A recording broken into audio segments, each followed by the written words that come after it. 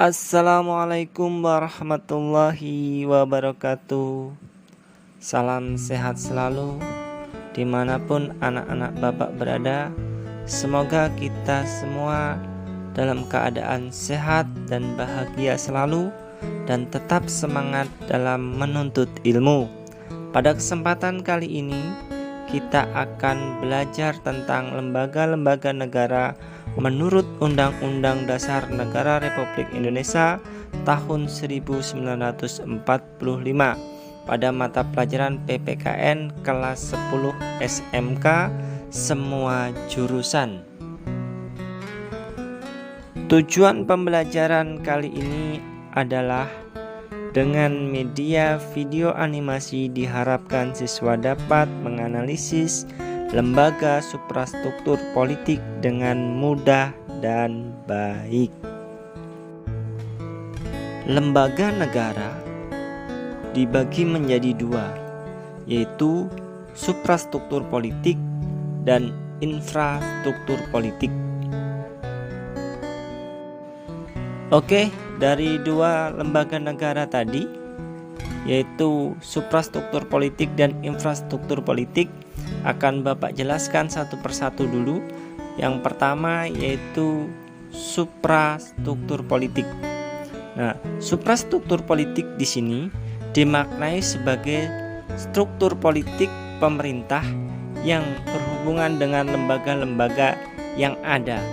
Nah, makna berikutnya, suprastruktur politik itu lembaga pembuat keputusan politik yang sah dalam sebuah negara. Atau suprastruktur politik itu bisa dikatakan sebagai mesin politik resmi atau mesin politik yang bersifat formal dalam sebuah negara. Jadi suprastruktur itu lembaga formal, pada intinya seperti itu. Lembaga suprastruktur politik diantaranya adalah Majelis Permusyawaratan Rakyat atau MPR, Dewan Perwakilan Rakyat atau DPR, Dewan Perwakilan Daerah atau DPD, Presiden, Komisi Yudisial, Mahkamah Agung, Mahkamah Konstitusi, dan Badan Pemeriksa Keuangan. Nah, itu adalah lembaga-lembaga suprastruktur politik yang ada di negeri kita. Tugas dan wewenang MPR secara konstitusional diatur dalam pasal 3 Undang-Undang Dasar 1945 yang sebelum maupun setelah perubahan salah satunya mempunyai tugas mengubah dan menetapkan Undang-Undang Dasar sebagai hukum dasar negara yang mengatur hal-hal penting dan mendasar. Fungsi DPR menurut pasal 20A ayat 1 Undang-Undang Dasar Negara Kesatuan Republik Indonesia tahun 1945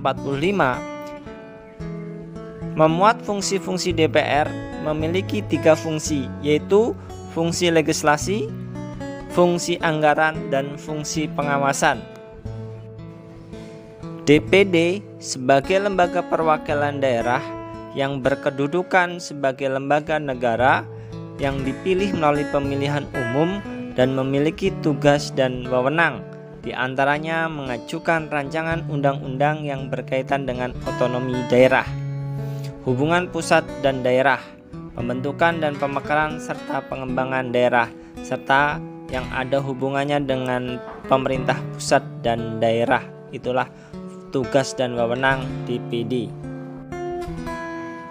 Presiden adalah kepala negara sekaligus kepala pemerintahan.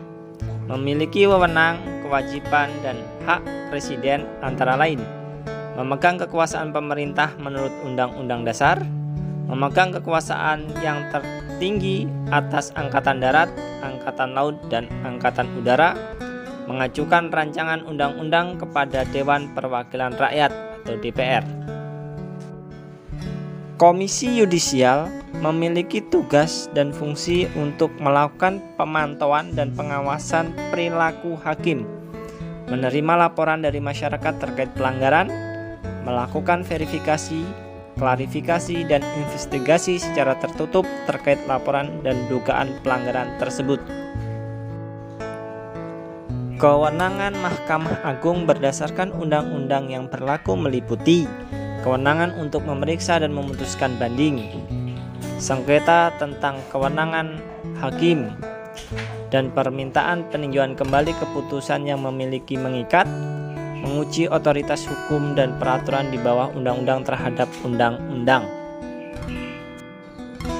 Melalui kewenangan judicial review, Mahkamah Konstitusi menjalankan fungsinya mengawal agar tidak lagi terdapat ketentuan hukum yang keluar dari koridor konstitusi, menguji undang-undang terhadap Undang-Undang Dasar 1945, memutus sengketa kewenangan antar lembaga negara yang kewenangannya diberikan oleh Undang-Undang Dasar 1945, memutus pembubaran partai politik dan sengketa pilkada, serta yang lainnya.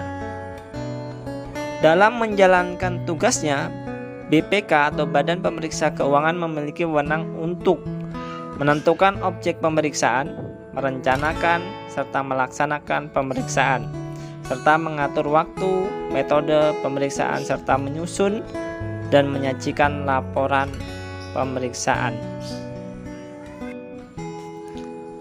Demikian pembahasan tentang lembaga-lembaga suprastruktur politik yang ada di negeri kita.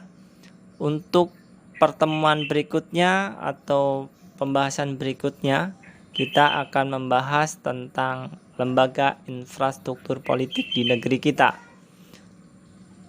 Demikian, mudah-mudahan dapat dipahami dan dimengerti. Salah khilaf Bapak mohon maaf. Bapak akhiri. Assalamualaikum warahmatullahi wabarakatuh.